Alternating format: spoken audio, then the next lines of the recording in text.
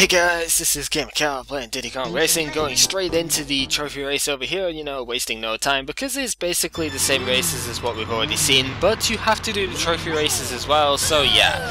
Now normally this is where the AI would start getting a lot better, however, I don't really notice very much, if any, of a sort of difference with the Ultimate AI, so I think Ultimate AI is basically just trophy race mode in all areas, so yeah.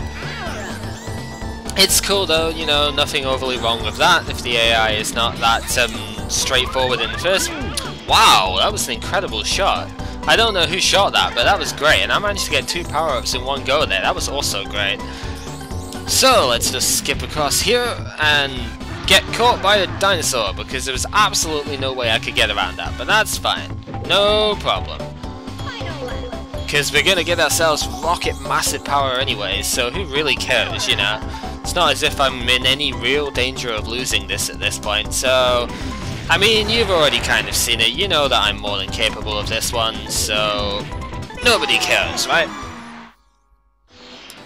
So, just very quickly going to race through these, because there's nothing overly unique about them, it's just the fact that you've got to do them, because otherwise you can't get to places in the end, because this is effectively a collectathon game. It's not, you know, it's racing obviously, but it's, at its main premise, it's collect everything, so you have to collect all the trophies and stuff too. That's just kind of obvious when you think about it. Anyway, I could go into what the seed buttons do, but I never use them because they just distract me from the race. You can change how the HUD looks, you can have a speedometer instead of the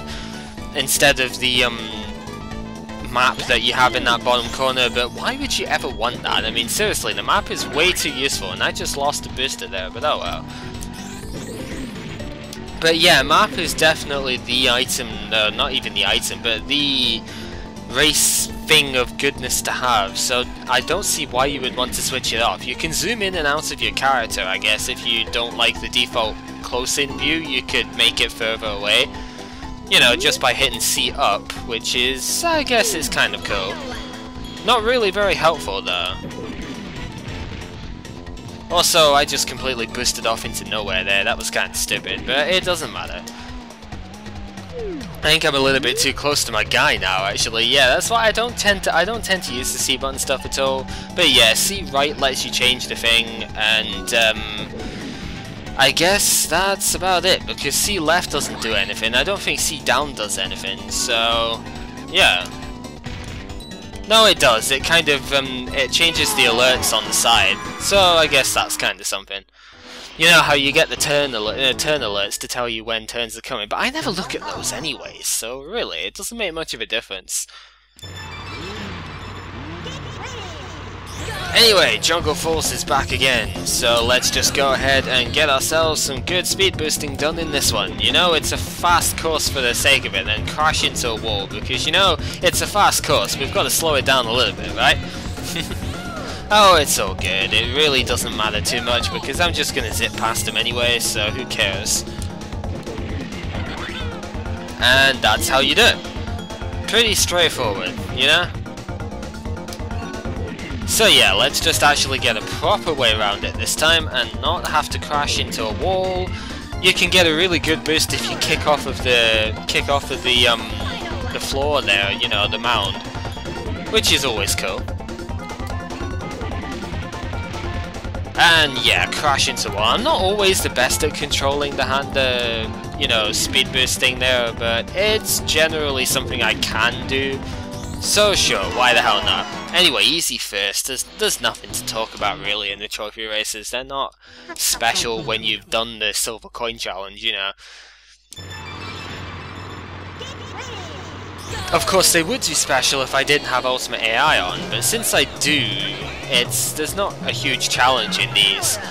Even the plane races are no harder than they were before, so, you know, they just kind of stay at this semi-constant difficulty. It's a bit disappointing. I'd have liked to have seen them improve the standard for Ultimate AI, you know?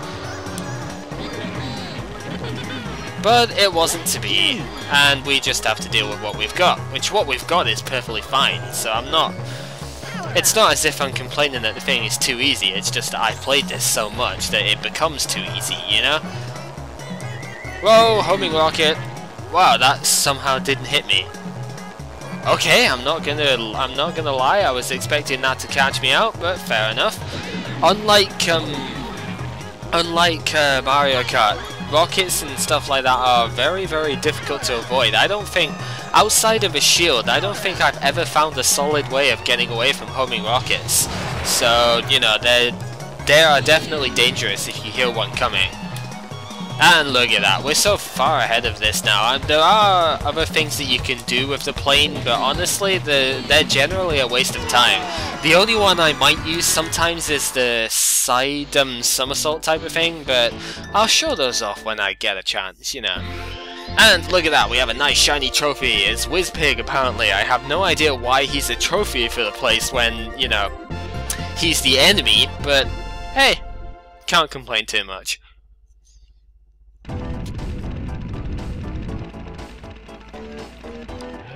So that is all we can do in Dino Domain. All that's left now is to go back outside. And somewhere in that place we got the next race triggered. Yes, he has one race, or Tash has one race for every vehicle, so yeah. This one's a fair bit more involved, but still not at all difficult. You've just got to follow the flags and don't go too far off course, otherwise he's gonna stop the race. You can get away with doing that. Going too much further than that though will get you a netted off course type of thing, so yeah. The plane and the hovercraft races are basically exactly the same, so there's not much of an issue. And if you see over there, our gold trophy has been noted and we now have a thing over there. Let's run over a frog. What? I totally ran over that frog. Get the hell out. That frog should have been squished, man. Oh well, it doesn't even matter too much.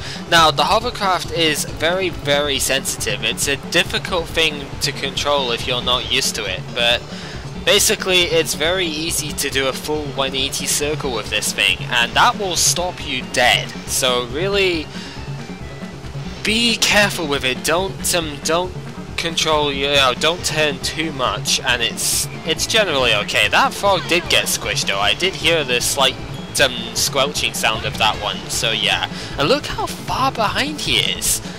Really, he is no challenge whatsoever. However, apparently we're taking the wrong route, so you know, that's what I was trying to say before.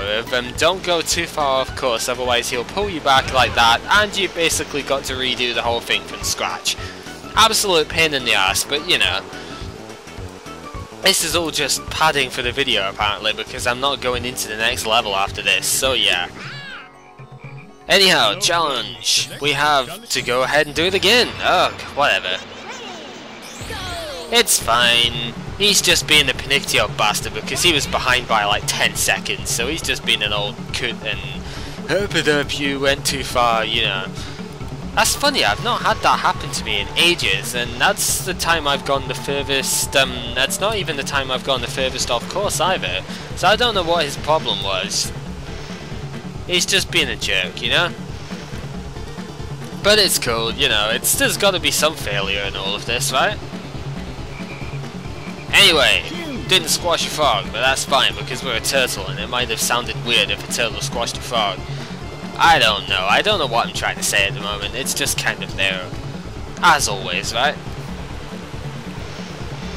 So, going on a thing, you know, fun fact about that, because that's flowing water, that will actually send you forwards even if you don't do anything to it. If you're not accelerating at all, it will still send you forward.